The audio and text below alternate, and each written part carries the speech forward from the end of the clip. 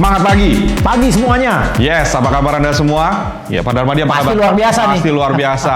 Oke, kita ketemu lagi ya bersama saya David Setiawan dan Pak Darmadi Damawangsa. Tentunya kita masuk hari ini Pak Darmadi masih related dengan topik yang sebelumnya. Ya, saya rasa mungkin sebelum kita masuk saya nggak review lagi karena kita sudah membahas empat law-nya sebelumnya ya. Betul. Cuman law ini bagi saya sesuatu mungkin yang enak didengar. Tetapi kalau tidak ada kayak gimana ngerjain tugasnya gitu Pak David, maksudnya ya kita hanya denger aja begitu ya. Kita nggak ngerjain tugasnya, kita nggak berpikir bagaimana mengaplikasikan setiap hukum ini, kayaknya nggak terlalu berfungsi. Yes. Oleh sebab itu teman-teman, setiap law yang kita bahas di sini sebenarnya harus mempunyai aplikasi.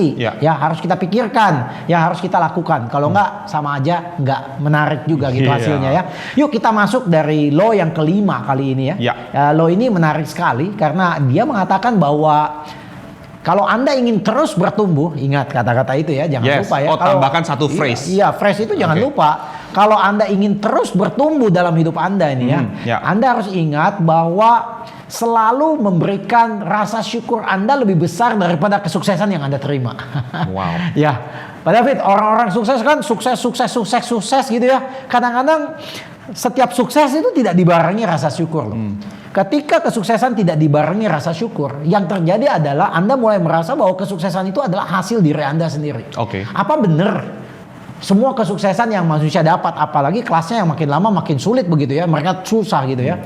Umpama seorang atlet dia berhasil menjadi juara 1 dapat medali emas gitu ya. Seorang penemu, mereka berhasil menemukan sebuah invention yang baru sehingga dia bisa dapat duit banyak gitu ya. Umpama seorang pendiri startup dia mendapatkan pendanaan yang tiba-tiba raksasa gitu ya. Pertanyaannya, apakah setiap yang kita dapatkan itu apakah hanya hasil kerja kita sendiri?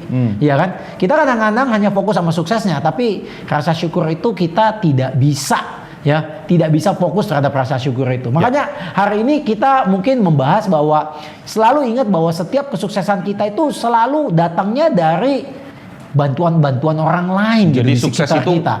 Jadi kalau saya ngomong ini sukses karena saya itu terlalu naif ya Pak ya? Saya rasa ketika kita terjebak mengatakan bahwa sukses itu oleh karena saya, karena hanya Anda, berarti kesuksesan yang lebih besar itu akan menjauhi Anda.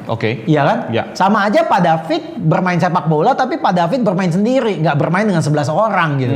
Jadi ketika seseorang berusaha mencapai kesuksesannya sendiri, saya sangat yakin kesuksesan yang dia kejar itu tidak bisa lebih besar dibandingkan ketika dia kejar bersama tim. Orang-orang yang membantu dia nih ya. Dan mulai dari hal-hal kecil Pak. Saya rasa semua orang berutang budi sama orang lain berutang budi dari orang lain. Oleh sebab itu dia katakan bahwa ingatlah orang-orang yang membantu Anda. Nah ini juga jangan pernah Anda juga ketika melewati sukses demi sukses itu, Anda mulai berpikir bahwa wah kayaknya sudah stop nih, suksesnya udah banyak gitu ya. Karena manusia itu tidak akan bisa maju kalau tidak bisa mengalahkan sukses berikutnya. Nanti saya akan bahas sedikit di belakang, ingatin ya mengenai fear itu tadi. Ya, saya mau cover di sini. Jadi setiap kesuksesan yang kita temuin itu sebenarnya kita memecahkan sebuah masalah yang mungkin selama ini kita tidak tahu caranya. Jadi kalau kita bisa sukses hari ini di satu posisi sini, itu karena permasalahan di level sini kita bisa ngalahin. Nah kalau kita bilang kita mau masuk ke melewati lagi satu level sukses yang lebih atas, nah itu masalahnya kan beda. Ya mungkin pada saat ini kita belum tahu. Makanya saya tadi bilang kita harus nyari orang lain yang sudah bisa, yang bisa bantu kita. Nah sebenarnya Pak David, kita senang sekali bekerja dengan orang-orang yang bisa menghargai kita. Ya setuju ya. Saya sangat yakin ya. Kita pasti dalam bekerja kita juga butuh appreciation. Jadi orang sukses yang saya tadi katakan, ketika mereka makin lama makin sukses, mereka harus mulai bisa appreciate orang gitu ya. Ya. Dan di sini dikatakan bahwa makin Anda sukses, makin Anda membutuhkan sesuatu yang mengatakan proactive gratitude, Pak. Jadi bukan hanya rasa syukur, Pak, proaktif, Pak. Seperti apa itu, Pak? Ya kadang-kadang gini nih, umpama di dalam acara kayak Monday Morning Motivation gitu ya, kita tahu dong kameramen pasti berperan penting, ya kan? Pembuat PowerPoint juga berperan penting. Kita tahu itu, tapi kita nggak pernah ucapkan gitu. Kita nggak pernah thank you loh. Ini rekaman kameranya makin lama makin bagus nih, soundnya makin bagus ya. Ini presentasinya makin lama makin rapi nih, ya. Fontnya sesuai dengan mata saya nih, ya kan? Jadi hal-hal itu kalau kita tidak mengkomunikasikan, ya apresiasi itu tidak dapat pada. Jadi itu yang saya tadi bilang ya. Nah sebenarnya ketika kita mempunyai rasa rasa syukur sebenarnya, dan saya tadi bilang proaktif gitu ya. Saya juga mau proaktif nih, katain Pak David nih. Kalau nggak ada Pak David setiap minggu ini kan susah juga nih ya. Saya kadang-kadang hanya datang langsung ngomong kan. Padahal ini materi kita dipersiapkan dari A sampai Z ya oleh tim gitu ya. Betul. Oleh sebab itu ketika kita mempraktekkan yang namanya proaktif gratitude, kayak saya mau thank you sama Pak David nih. Thank you, Pak ini udah minggu keberapa kita nih ya? Wow, kita 23 udah panjang ya. nih. Minggu ke-23 ya. Jadi saya mau thank you. Dengan saya mengatakan thank you kepada Pak David ya, seperti juga dengan Anda di dalam profesi Anda, khususnya real estate agent, ketika Anda bisa say thank you kepada member broker Anda, office koordinator Anda, staff yang membantu Anda, bahkan mungkin office boy yang pasangin spanduk Anda begitu kan, yang mesti manjat gitu kan ya. Nah, Anda mau nggak mau menimbulkan sebuah connectedness ya. Kita terkoneksi nih Pak. Kita terkoneksi bahwa ada performance yang Pak David lakukan yang saya bisa appreciate ya, karena kalau tanpa performance yang bagus itu saya tidak mendapatkan hasil yang baik gitu. Nah ini orang seperti begini bisa tumbuh nih Pak, karena kalau orang merasa terappreciate kan dia tambah semangat kerjanya, dia tambah semangat ya, hasilnya juga tambah baik. Jadi yang pertama terjadi ketika kita mengucapkan syukur ini juga kepada Tuhan loh Pak ya. Iya, setuju. Kalau kadang-kadang saya pernah bercanda sama Pak David, kadang-kadang kita setiap hari hirup oksigen itu kan gratis itu ya. Itu saya jadi ingat yang Pak Darmadi cerita ya. Teman-teman mungkin di Monday Morning nih teman-teman, Pak Darmadi tuh punya buku yang isinya tulis ucapan grateful gitu ya. Nanti saya ngomong gitu ya. Jadi kayak umpama kita setiap hari bisa bersyukur sama Tuhan gitu ya. Bersyukur sama Tuhan untuk hal-hal yang kadang-kadang kita tahu tapi kita nggak pernah ucapkan. Jadi saya ada pepatah di banyak buku motivasi yang mengatakan count your blessing. Hitung Anda punya blessing, berkat ya. Kalau saya bilang kalau hanya sekedar hitung nggak ada gunanya Pak. Kalau perlu Anda harus tulis Anda punya blessing. Anda tulis. Kalau Anda hitung besok Anda udah lupa. Betul. Iya. Jadi nanti kita masuk nanti situ ya. Jadi dengan adanya rasa ucapan syukur itu Anda terconnected nih. Ya, rasa syukur itu ada. Kira-kira kalau kita berdoa kepada Tuhan, kita bilang terima kasih untuk 1-2 hal yang kita katakan. Kira-kira Sang Pencipta itu akan merasa pengen bantu kita lagi nggak gitu? Ngasih lagi ya. Nah, gimana kalau Sang Pencipta udah bantu, ada 1 orang bantu sekali, 2 kali, 3 kali, nggak pernah bersyukur, nggak pernah berterima kasih. Bisa di stop nih Bang. Bisa di stop gitu ya. Mending kasih yang lain aja. Mungkin gitu ya. Cara pikir kita. Jadi yang pertama kita ngelihat bahwa Anda akan terkoneksi. Yang kedua adalah orang yang Anda ucapkan rasa syukur itu, dia mempunyai komitmen yang lebih tinggi lagi. Ya, karena dia mengukur juga hasil kerjanya bagus gitu ya. Dan terakhir itu menumbuhkan bahwa sebagai seorang yang sukses, Anda mempunyai rasa humility. Ya, Anda punya rendah hati lah. Masa Anda sukses sendiri, Anda nggak pikir orang lain yang bantu Anda. Nah, ini punya saya semua, saya kerjain semua, nggak mungkin lah. Ya, Anda pasti ada punya kerendahan hati untuk membuat orang lain lebih penting dari Anda. Ini penting sekali Pak. Ketika Anda mengucap syukur, ketika Anda berterima kasih, Anda membuat orang itu lebih penting dari Anda. Anda udah bukan jadi starringnya, Anda bukan jadi pemain utamanya. Ya, Anda menjadi orang yang memberikan panggung kepada orang yang membantu Anda. Berarti ego udah benar-benar dilepas nih. Dengan seperti begini Anda akan tambah cepat maju. Orang akan tambah dorong Anda. Setuju nggak? Setuju. Ya, itu pentingnya, makanya bilang oleh sebab itu kalau kita ingin terus bertumbuh, kita harus membuat rasa syukur kita lebih besar dari kesuksesan kita ya. Ya. Banyak orang ya terisolasi dengan diri mereka sendiri. Ya, terbatas dengan kemampuan dia sendiri. Jadi dia merasa dirinya lah yang membuat dia sukses. Jadi dia tuh nggak mampu bertumbuh karena dia hanya bertumbuh dengan kemampuan dirinya ya. Dan orang seperti begini akhirnya berlanjut menjadi ego. Ya. Makanya kalau kita lihat, apalagi marketing ya, kita ngelihat marketing yang mulai sukses ya, banyak transaksi ya, egonya itu makin tinggi. Dan dalam proses ego itu mungkin dia merasa bahwa kontribusinya dia tuh jauh lebih besar daripada orang-orang yang membantu dia. Ini bahaya sekali ya. Ini bahaya sekali. Bukan artinya dia juga salah. Memang dia pasti kerja keras. Memang dia pasti improve dalam dirinya. Tetapi dengan seperti begitu mungkin orang-orang tidak akan appreciate dan tidak mau membantu dia lagi. Nah, ini jadi bahaya nih. Iya, dia kan jadi terjebak lagi. Iya kan? Sama Pak, kalau Bapak bekerja di perusahaan juga, karyawan kan banyak kan Pak. Kadang-kadang ada yang merasa, saya yang kontribusi paling banyak ini. Dan ketika orang itu menonjolkan diri bahwa dia kontribusi paling banyak, yang lain akan merasa, loh emangnya hanya kamu doang yang kontribusi, kita kan bantu gitu ya. Jadi ini sebenarnya backfire sama dia. Orang-orang yang mengisolasi dan ego ini. Dan orang-orang ini kan cenderung akan menjadi orang-orang yang sombong Pak. Dan orang-orang orang yang sombong itu akan menciptakan oposisi dan orang-orang yang tidak suka dengan dia. Anda nggak akan bisa lah menjadi pemimpin kalau semua orang nggak suka dengan Anda. Anda nggak bisa jadi pelatih sepak bola di mana semua pemainnya nggak suka sama Anda. Ya. Bayangin gimana caranya tuh ngelatih tim sepak bola. Nggak bisa atur. Dari semua ada sebuah review dari beberapa profesor yang survei ke perusahaan-perusahaan top 500 di Amerika bahwa semua pemimpin-pemimpin perusahaan itu adalah pemimpin-pemimpin yang disukai, Pak.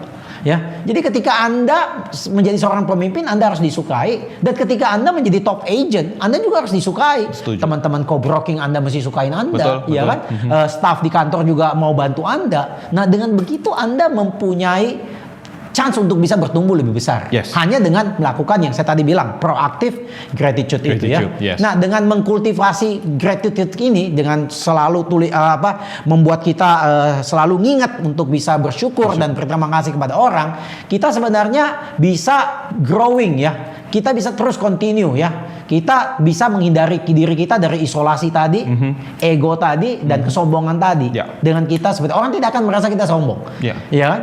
Bayangin kalau orang merasa Anda sombong, Anda pasti akan dijegal gitu ya.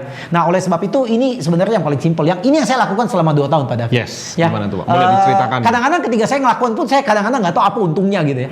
Tapi saya kasih tahu manusia itu berpikir dengan tulisan, Pak. Okay. Bapak setuju nggak? Setuju. Manusia itu berpikir dengan tulisan. Kalau apa yang ada di pikiran kita pindahkan pikiran itu ke dalam tulisan, itu akan menjadi sesuatu yang lebih serius, Pak. Ya. Dibandingkan Bapak di awang-awang nih, ambil contoh, aku pengen kurus, aku nanti kurus, aku pengen jogging, aku pengen nggak makan makanan berlemak. Anda hanya mikir nih, tapi Anda nggak tulis nih. Begitu Anda tulis, apa yang perasaan Anda nih? Wah. Semacam sebuah apa ini? Kayak warning, kayak komitmen ini. Yes. Komitmen ini, ya kan? Ya. Jadi ketika Anda menulis gitu ya, Anda menulis, yang pertama ketika Anda menulis rasa syukur Anda mengucapkan syukur kepada Sang Pencipta. Betul. Setuju nggak? Setuju. Kemudian yang kedua adalah Anda menemukan sebuah momen sekecil apapun, ya Anda tulis nih, ya. Ambil contoh nih, Pak David, kita tanggal 16 ini kan ada acara nih di perusahaan ya, dan kita berusaha supaya peserta nambah ya. Yes. Tadi pagi saya tulis Pak David WA ke saya kan, saya tulis, saya sangat bersyukur karena sampai hari ini sudah ada 84 peserta. Wow. Pak, itu hal sebenarnya Pak David pasti bilang gini, iya tahu sih, tapi apa harus ditulis Pak begitu? Kadang-kadang hal-hal yang sekecil itu one day, sebulan, 2 bulan setelah berlalu Anda baca gitu ya. Anda melihat bahwa hidup Anda itu banyak sekali diberikan kemudahan oleh Yang Maha Kuasa. Hal-hal yang kecil Pak David. Benar. Iya kan ya? Yeah. Nah itu yang kadang-kadang yang membuat kita tuh masih mempunyai semangat untuk bisa bertumbuh. Ya. Nah, kalau Anda kayak saya udah tulis 2 tahun, buku saya itu makin lama makin tebal. Iya. Ya kan? Hal-hal kecil begitu. Hari ini anak saya graduation, Pak. Oke. Iya kan? Kongres, Pak. Ya, seperti banyak orang-orang tua yang anaknya graduation, SMP 3 graduation. Saya tulis tadi pagi, Pak. Terima kasih Tuhan udah membimbing keluarga saya, khususnya anak saya yang kecil ini lulus SMP. Oke, semua orang bilang, oh itu biasa aja. Ya biasa, Anda tulis nggak?